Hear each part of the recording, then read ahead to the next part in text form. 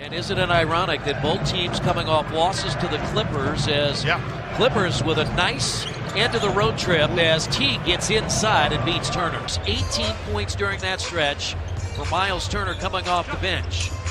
And here's Turner down low, and he'll get his first basket as a starter. The young Mahimi, nice job defending against the Clippers because they shot better and rebounded better than the Clippers and still lost the game.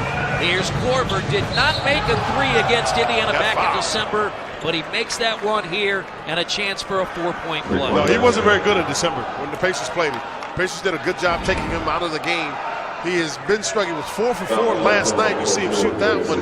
Late, it looks like Paul George came over. Now, and definitely one game over 500. Okay, according to Donnie, considering where this team was. Yeah, but you know what you don't know with that is this. The post, here's Horford, the all-star against Turner. He's going to open up on him. He really doesn't want to go to the post on it because he doesn't need to. And that's where Paul doesn't have to necessarily help because Horford can't shoot the ball over the top. He has trouble with length, and obviously Miles Turner has more than enough length. Jeff Teague had 16 last night. He had 2 threes. Here's George Hill. Pacers have the lead, and Miles Turner has 6 early points. Atlanta's gone to the bench. Millsap, they swing it, and now Tim Hardaway Jr. But you're right, he had that look like... It was a befuddlement look. How do you not get that? Here's Ellis. He's been terrific and put in.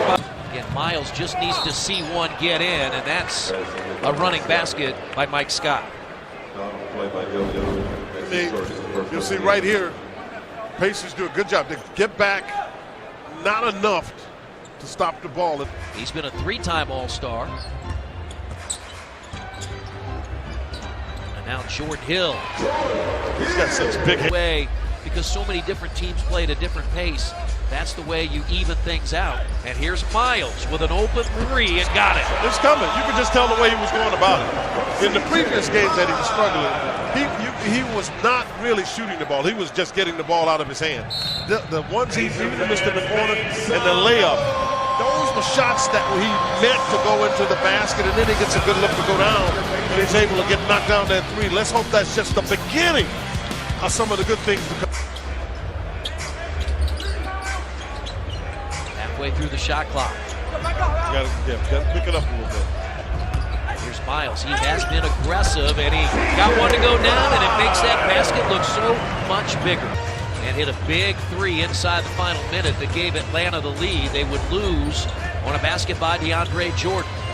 Got to set him a hard screen. George Hill. Step back against Schroeder. Clear for Paul Millsap. Somehow.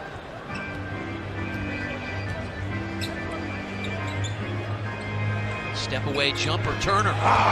Yes, sir. Corey Brewer, Maurice Spates.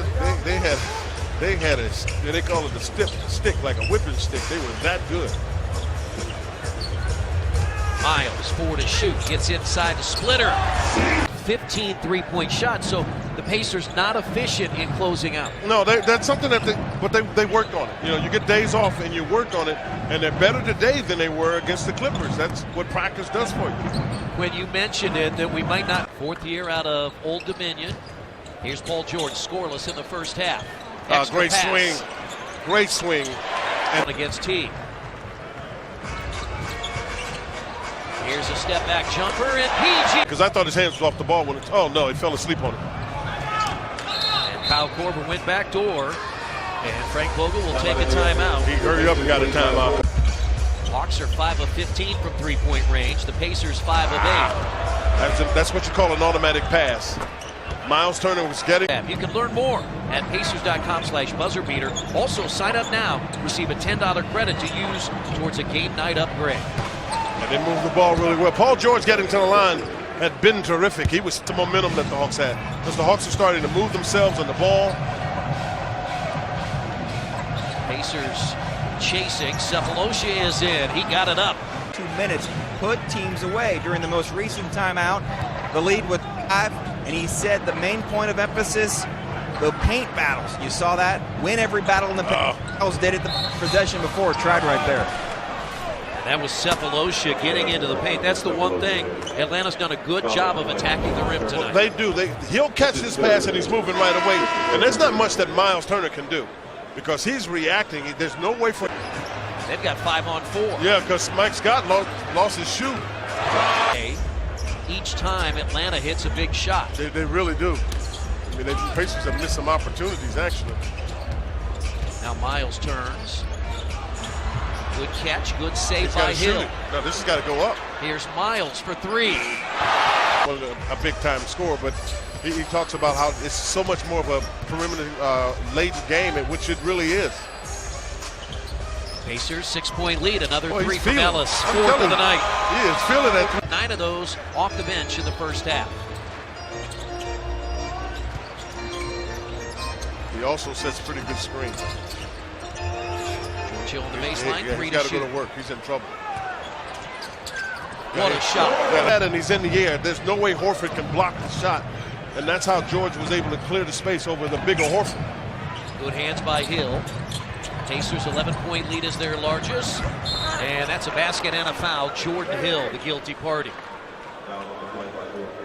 I mean, trying to. Bazemore, the Hawks the other way. Approaching the halfway mark of the fourth quarter. This is when guys can't give up on each other. This is when the Pacers, because I hear some groans and I understand it with some of the fans, but you can't give up on each other. Splitter's back out there. Oh boy, fell asleep. Wide open Horford. Yeah, he just rolled to the basket. Paul George had been out on him, Horford, rolled to the basket, and Paul let him go. And a 2-point Atlanta lead. With plenty of time.